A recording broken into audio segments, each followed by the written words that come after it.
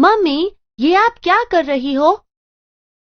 मैं इस थैले की पतली बारीक पट्टियों को काटकर इसकी जगह चौड़ी पट्टी सिल रही हूँ।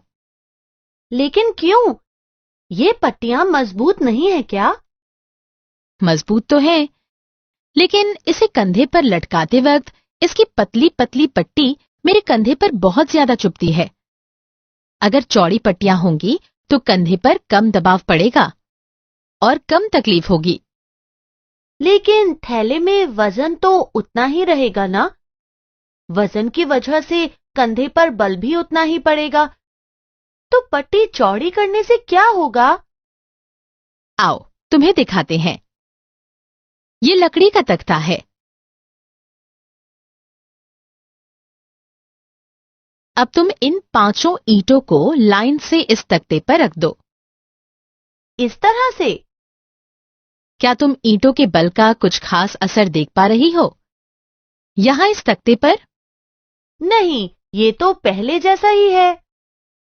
अच्छा, तो अब इन सभी ईंटों को एक के ऊपर एक रखो और देखो क्या होता है।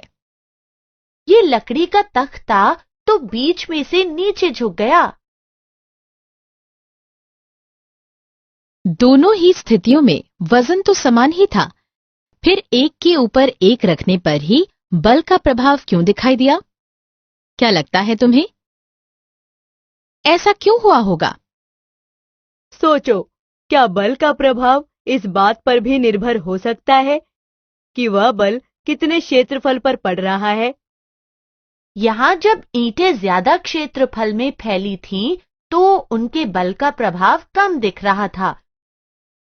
और जब सारी ईंटें इकट्ठी रख दी गईं, तो इसका बल बस थोड़े से क्षेत्रफल पर था। इस कम क्षेत्रफल पर बल पड़ने से यह लकड़ी झुक गई है।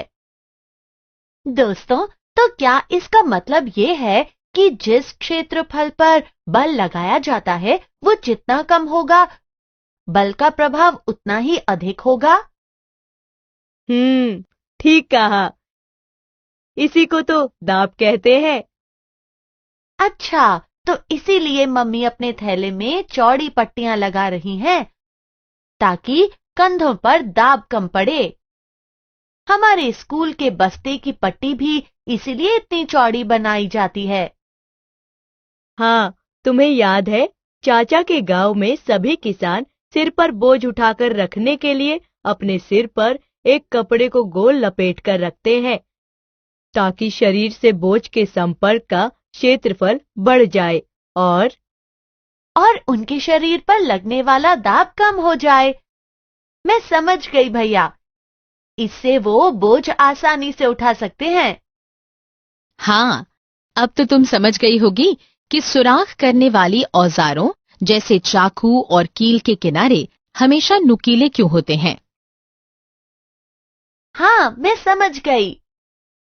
दोस्तों, क्या आप बता सकते हैं कि ये औजार तेज क्यों होते हैं? बताइए। भैया, मैंने पढ़ा था कि ठोस वस्तुओं की तरह तरल पदार्थ भी दाब डालते हैं। क्या हम इसके बारे में भी पता लगा सकते हैं? हाँ बिल्कुल, आओ देखते हैं। ये बोतल लेकर हम इसे 5 भागों में बांटते हैं। अब हम बोतल के एक भाग में एक छेद करेंगे, इस तरह। तुम क्या कर रही हो सानिया?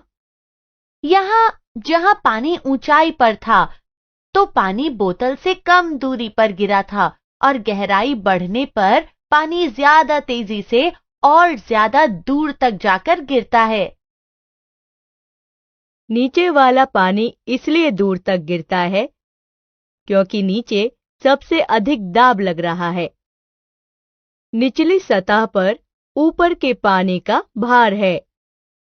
ओह, अच्छा, तो मैं समझ गई।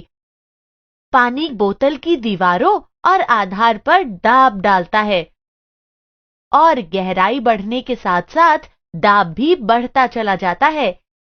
इसलिए तो निचली परत के छेदों से ऊपरी परत की तुलना में अधिक दूर तक पानी गिरता है। ठीक कहा। पानी नीचे तली पर और बर्तन की दीवारों पर भी दाब डालता है। भैया, एक बार मैंने अपनी गेंद को पानी की बाल्टी में डुबाया तो मैंने पानी के नीचे से ऊपर की तरफ एक धक्का महसूस किया था। इसका मतलब पानी नीचे से ऊपर की तरफ भी दाब लगाता है। सानिया, तुम्हें क्या लगता है, क्या गैसें भी दाब डालती है? जब तुम किसी गुब्बारे को फुलाती हो तो उसका मुंह क्यों बंद करना पड़ता है? जब हम गुब्बारे फुलाते हैं तो हवा गुब्बारे की भी आकृति बदल देती है। अच्छा, मैं समझ गई। कई चीजों पर बल लगाने से उनकी आकृति भी बदल सकती है। रबड़ के गुब्बारे या गेंद को दबाने पर भी तो यही होता है।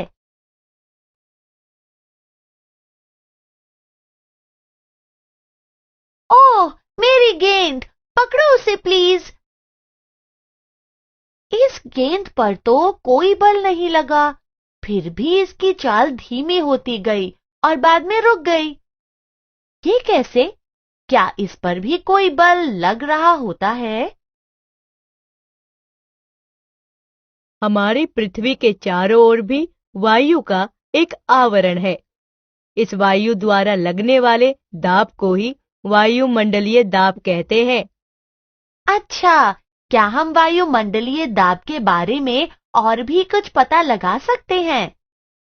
अगर तुम्हारे घर के किसी कमरे में 2 खिड़की या दरवाजे हैं, तो क्या तुमने कभी ध्यान दिया है, अगर कोई एक खिड़की या दरवाजा हल्का सा खुला रह जाए और हम दूसरे खिड़की या दरवाजे को जोर से बंद करते हैं, तो दूसरी खिड़की या दरवाजा अपने आप खुल जाता है।